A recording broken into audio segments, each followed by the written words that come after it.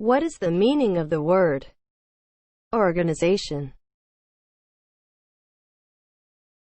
As a noun, a group of people who work together. The act of organizing a business or an activity related to a business. An ordered manner. Orderliness by virtue of being methodical and well organized. The activity or result of distributing or disposing persons or things properly or methodically. Examples of use.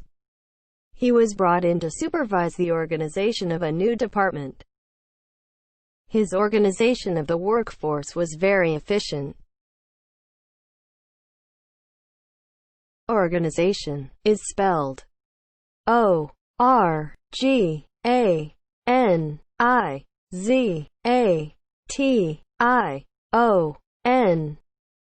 Organization.